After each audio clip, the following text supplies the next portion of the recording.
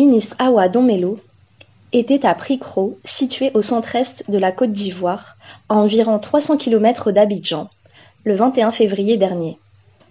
Il s'est entretenu avec les fédéraux et des militants sur l'état du Parti des peuples africains dans la localité. Se sont suivis les échanges. Le ministre Awa Domelo est revenu sur l'idéologie de Laurent Gbagbo. Une femme qui a sa marmite au feu. Mais ce qu'on doit mettre dans la marmite là, ça y est, ailleurs. Et chez eux, c'est comme ça. Ils ont les marmites au feu, c'est les usines. Mais ce qu'il faut mettre dans la marmite, là, ils sont obligés de venir chercher ici, par la force. Voilà. Et donc, vous voyez que si on leur dit, bon, nous aussi, on a maintenant nos propres marmites, et donc on ne vous donne plus ce que vous venez chercher par la force, mais il n'y aura plus de quoi mettre dans les marmites là-bas.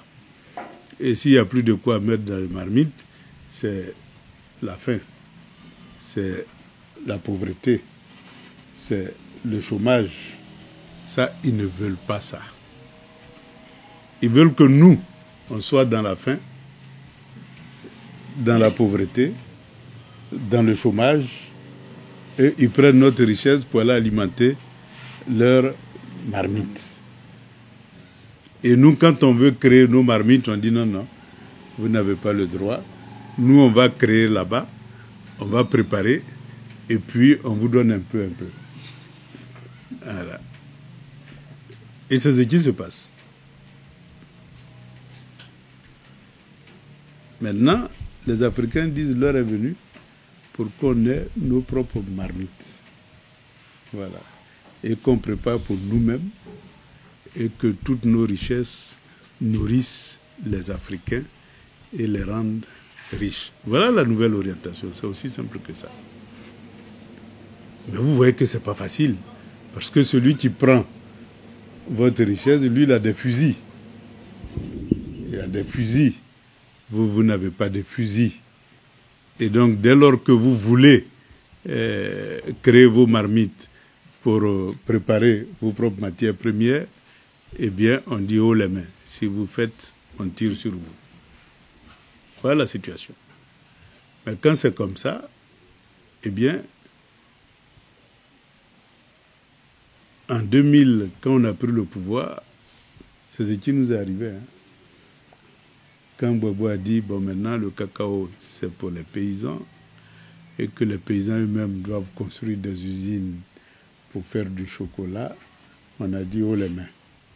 Et donc, de 2002 jusqu'en 2010, on avait les mains en l'air et ils avaient les fusils contre nous. Et en 2010, ils sont venus nous enlever.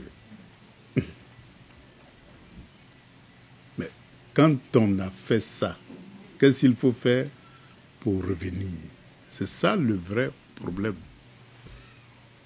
Mais on constate que ceux qui l'ont aidé à nous enlever, c'est-à-dire le Mali, le Burkina et le Niger, qui ont aidé la France à nous enlever, ceux-là se sont retirés de la France et ils ont même chassé la France. Maintenant, ceux qui se sont retirés, comme eux-mêmes ils veulent faire leur marmite, ils ont dit bon, maintenant il nous faut aller chercher les médicaments contre les fusils. Il nous faut aller faire chercher les médicaments contre les fusils, comme ça, quand les Blancs nous tirent, ça ne nous rentre plus. Un peu comme les guerriers en dos.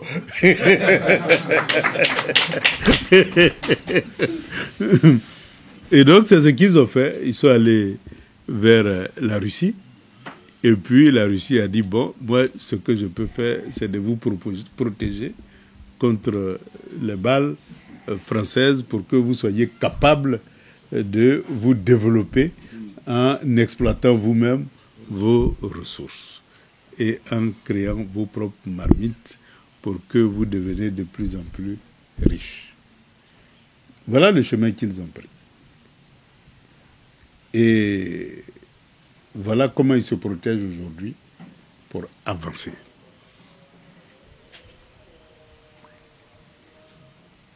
Mais évidemment, quand c'est comme ça peut contaminer tous les autres pays africains, et notamment la Côte d'Ivoire qui constitue le plus gros réservoir de matières premières.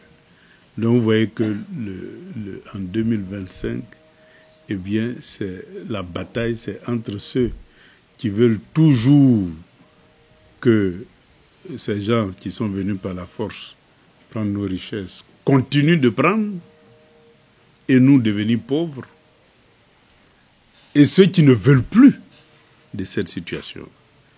Et en Côte d'Ivoire, il n'y a que le PPACI de Laurent Gbagbo qui ne veut plus de cette situation.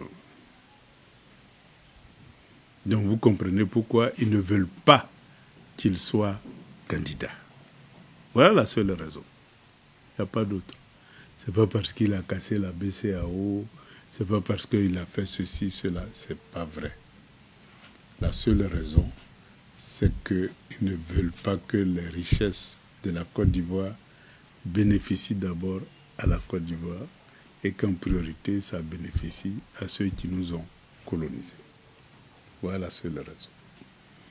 Et donc, c'est pour ça que j'ai dit que les élections de 2025 constituent un enjeu fondamental. Et donc, aujourd'hui, nous sommes en train de nous battre pour que Laurent Gbagbo ait son nom sur la liste électorale. C'est la bataille que nous avons. Et cette bataille-là, eh bien, c'est pour cela, vous voyez que progressivement, Laurent Gbagbo fait des tournées. Parce que nous, notre parti, on a décidé de mener la bataille de l'opinion. C'est-à-dire que on n'est pas là pour se battre sur le terrain politique avec des armes, mais avec des idées. Parce que la population ivoirienne doit comprendre pourquoi on se bat et que cette population-là puisse aller voter simplement, prendre un papier, mettre dans l'urne pour dire voilà la politique que nous voulons maintenant. Voilà. Et donc, c'est cette bataille d'opinion-là que nous sommes en train de faire, non seulement pour que Laurent Gbagbo ait son nom sur la liste électorale, mais que pendant la période de campagne, on puisse venir expliquer à tous les Ivoiriens ce que nous voulons pour la Côte d'Ivoire, ce que nous voulons pour l'Afrique et quel est le nouvel ordre mondial que nous voulons. Voilà. Et si les Ivoiriens nous comprennent, nous suivent que c'est ça qui est la véritable cause de la pauvreté et du malheur du continent, eh bien, il n'y a pas de raison qu'ils ne nous votent pas. Et s'ils nous votent, cette fois-ci, comme on ne sera plus seul, eh bien, on pourra revendiquer notre victoire. Parce que Adama Diaïko disait, en Côte d'Ivoire, on peut gagner les élections et perdre les résultats.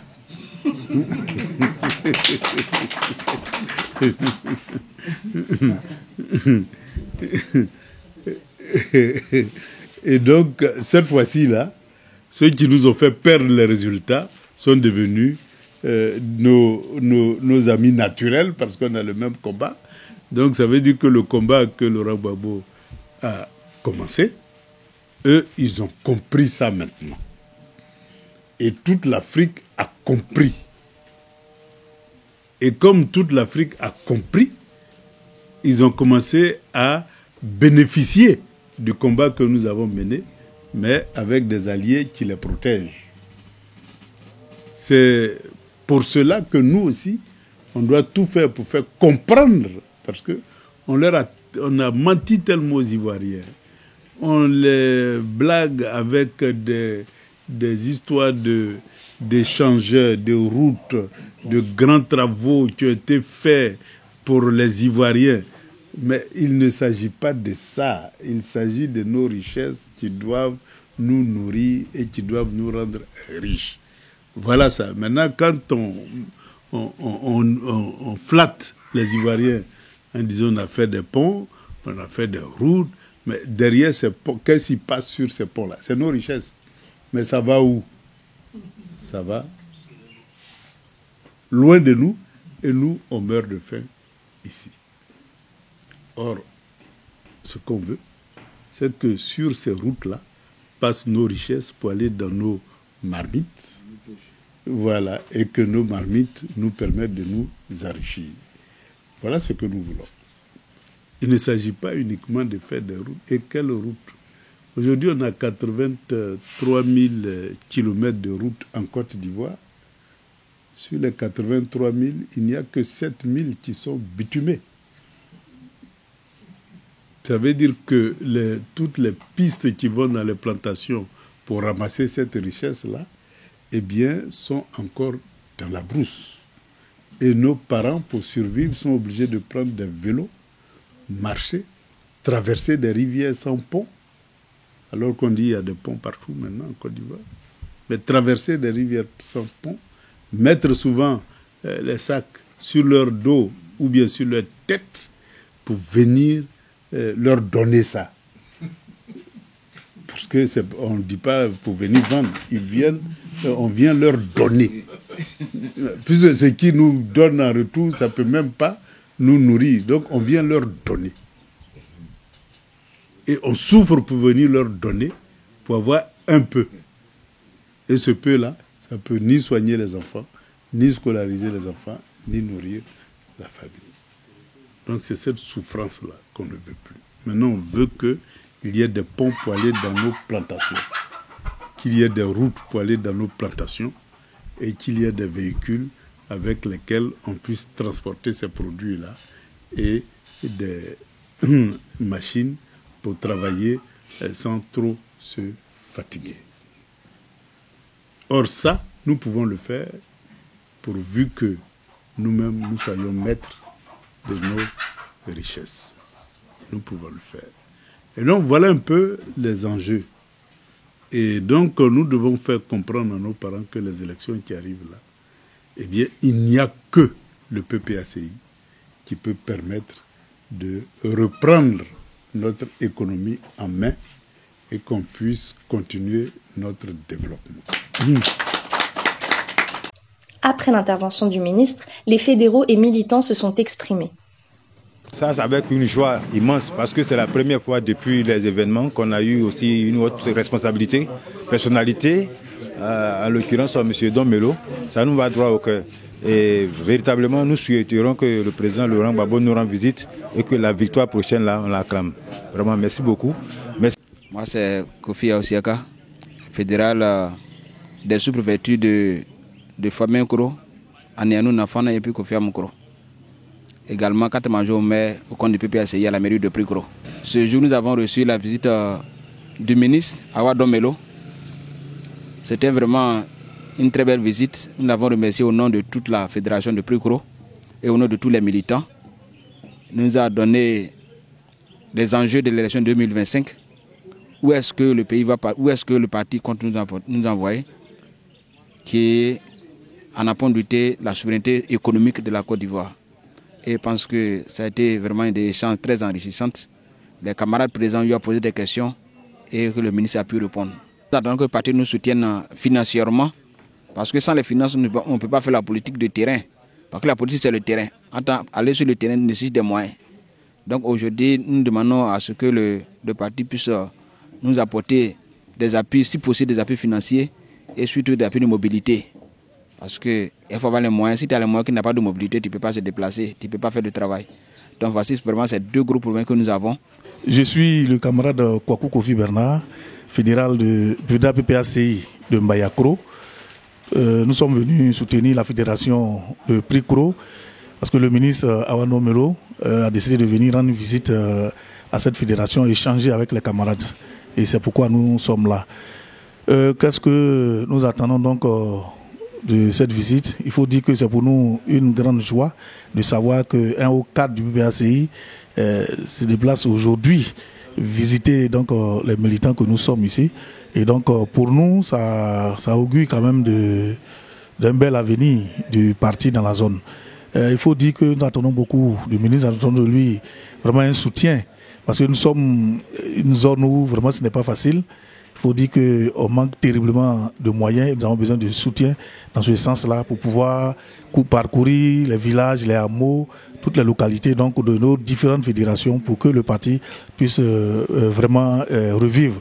Parce qu'il faut dire que je suis ici à Pricro, nous avons connu ce qu'a été Pricro dans la région, pour ce qui concerne donc le soutien au camarade président Laurent Gbagbo. Et donc nous disons vraiment un grand merci au ministre.